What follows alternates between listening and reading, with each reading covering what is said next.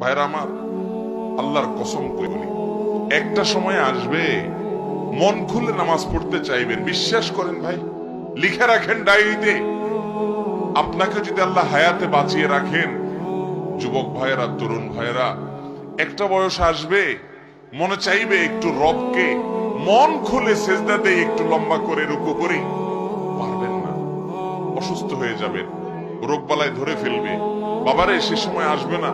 বৃদ্ধ মুরব্বীদেরকে, চাচাদেরকে জিজ্ঞাসা করেন, চাইলেও অজু ধরে রাখতে পারে না, নামাজ পড়তে পারে না, চাইলেও পারে না। একটা সময় আসবে চাইবেন, পারবেন না।